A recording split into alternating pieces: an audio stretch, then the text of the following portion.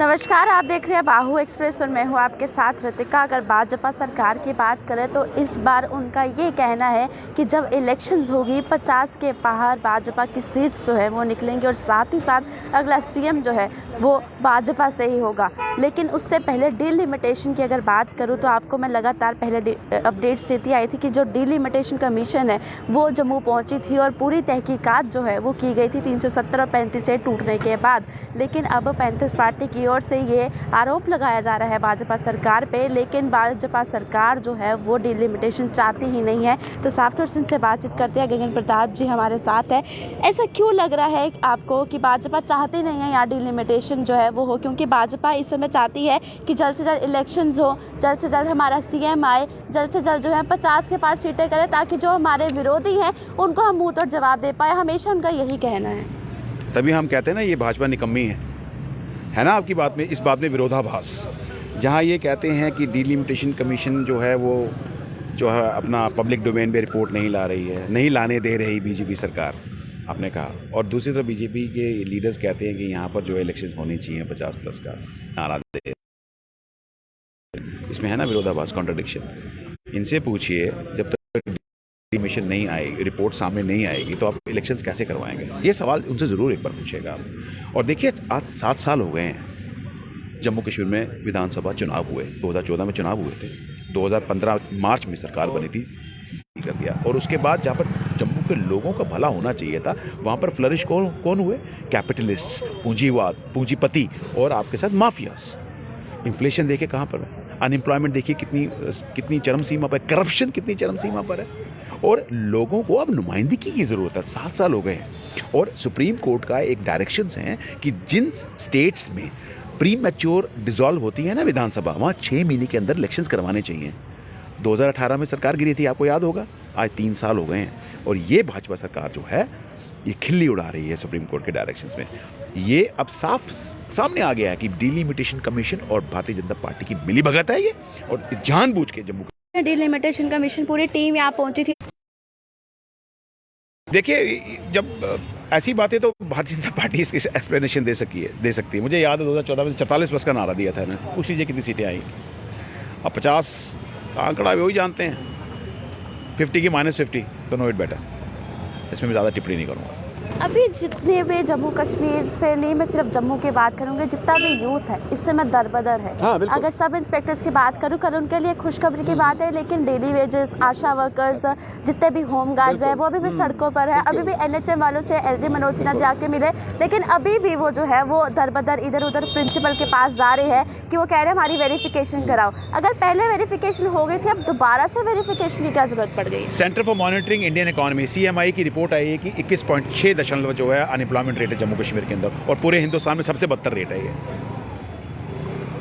70,000 daily wages सड़कों पर बैठा है।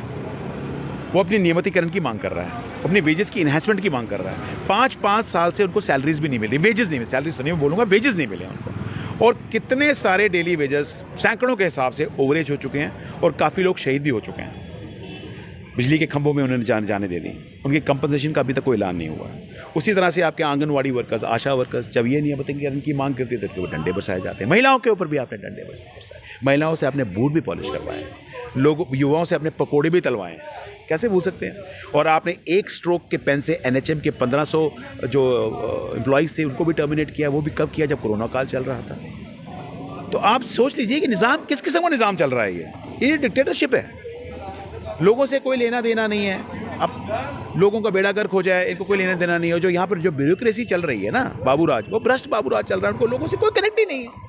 उसी तरह से आप SPOs देख लीजिए, होमगार्ड्स देख लीजिए, कंट्रैक्चुअल टीचर्स, लेक्चरर्स सब सड़कों पर हैं, जिन्हें हम नेशन बिल्डर्स कहते हो। SHG के इंजीनियर्स, 25,000 इंजीनियर्स, पता है ना आपको, उनको भी आपने जो है दरबदर कर दिया।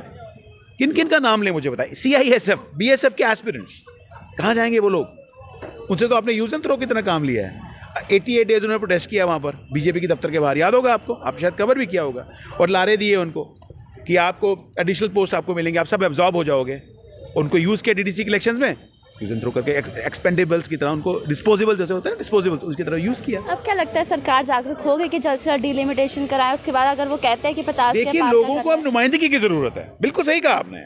It's a need of an hour. Basically, people want representation. The people of Jammu Kashmir are, they're nobody to listen to their shrill cries. We want assembly elections. और असेंबली इलेक्शंस तभी होंगी मैडम जब आपकी delimitation की report public domain में आएगी।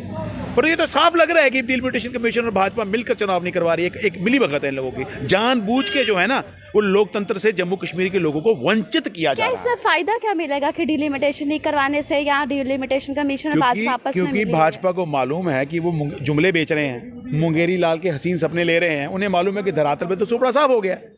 आप ज़रा एक पायलट स्टडी करके देखिए लोगों की। आप हर वर्ग में चले जाइए और वहाँ पायलट स्टडी कर लीजिए, आपको उनका रुझान की जानकारी हो जाएगी। और ये अच्छी तरह भाजपा जानती है कि आज के समय में अगर इलेक्शंस कराए जाएं तो उनका मिटिया में लेट हो जाएगा। तो ये जितनी भी स्टैट्यूटरी बॉडीज़ है ना, ये they are held hostage by the BJP. I will not means words, मैं ओपनली आपको बोल रहा हूँ।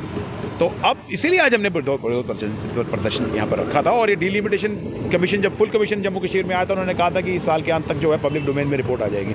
साल खत्म होने को आ रहा है, कब आएगी रिपोर्ट?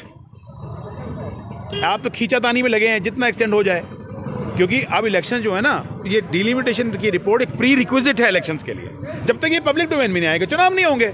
अच्छा बहाना मिल गया भारतीय जनता पार्टी का। इस दौरान भारतीय जनता पार्टी की जो एक स्ट्रैटेजी हुई है कि जुमले बेचो और मुंगेरी लाल के हसीन सपने देखते रहो और ऑपोजिशन पार्टीज को तोड़ते रहो।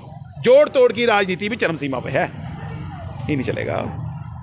चलिए, साफ तौर से आप लोगों ने सुना कि हमारे साथ गगन प्रताप जी मौजूद थे। और अगर जब तक डिलिमिटेशन नहीं होगी तब तक इलेक्शंस का प्रोसेस जो है वो आगे बढ़ता नहीं नजर आएगा। इस वजह से आज यहाँ पर प्रदर्शन किया गया और सरकार को जागरूक करने की कोशिश की गई कि सरकार आखिरकार जाग जाए और डिलिमिटेशन करवाए, क्योंकि जो उनका एक नारा है 50 के पार का, वो तभी पूरा हो पाएगा जब डिलिमिटेशन का प्रोसेस जो है वो ख़त्म हो जाएगा। क्योंकि पहले ज़ोरों शोरों से ये डिलिमिटेशन का प्रोसेस जो था वो चल रहा था। कमीशन भी यहाँ पर हाई, टीम भी यहाँ पर हाई, यहाँ पर दौरे भी किए गए, पूरी तरह से सारी डिटेल्स भी यहाँ पर ली गई, लेकिन उसके बाद भी इतना समय हो गया कि डिलिमिटेशन का प्रोसेस यहाँ पर नहीं हुआ। अपनी राय कमेंट बॉक्स में रखना ना भूलिएगा और देखते रहिए बाहू एक्सप्रेस।